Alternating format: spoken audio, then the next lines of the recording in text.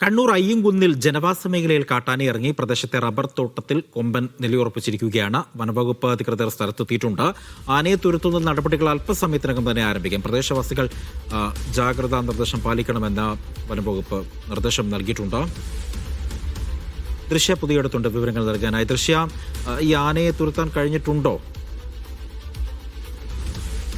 അജി, 3 മണിയോടെയാണ് ആനയെ തുരത്താനുള്ള നടപടികൾ ആരംഭിക്കുന്നത് എന്നാണ് നമുക്ക് അധികൃതരിൽ നിന്ന് അറിയാൻ സാധിക്കുന്നത്. എന്തായാലും അയ്യൻകുന്നിലെ വലിയ പറമ്പിൻ കരിയാശൻ കുന്നിലെ ജനവാസ മേഖലയിലാണ് കാട്ടാന ഇറങ്ങിയത്. പ്രദേശത്തെ റബ്ബർ തോട്ടത്തിലാണ് ഇപ്പോൾ ഈ ആന നിലയുറപ്പിച്ചിരിക്കുന്നത്. അവിടെ ഈ പോലീസും ഈ വനംവകുപ്പ് ഉദ്യോഗസ്ഥരും അടക്കം അവിടെ നിലയുറപ്പിച്ചിട്ടുണ്ട്. എന്തായാലും വൈകുന്നേരം 3 മണിയോടെ ഈ ആനയെ തുരത്താനുള്ള നടപടികൾ ആരംഭിക്കുമെന്നാണ് അധികൃതർ അറിയിച്ചിരിക്കുന്നത്. കരിക്കോട്ടക്കരി പോലീസും സ്ഥലത്ത് ക്യാമ്പ് ചെയ്യുന്നുണ്ട്. ഈ പ്രദേശത്തെ ജനങ്ങളോട് ജാഗ്രത പാലിക്കാനാണ് ഇപ്പോൾ അധികൃതർ ആവശ്യപ്പെട്ടിരിക്കുന്നത്.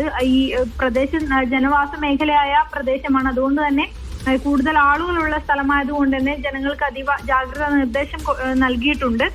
വൈകുന്നേരം 3 മണിയോടെ തന്നെ അല്പസമയത്തിനകം ആനയെ തുരത്താനുള്ള നടപടിക്രമങ്ങളിലേക്ക് കടക്കും. അജി.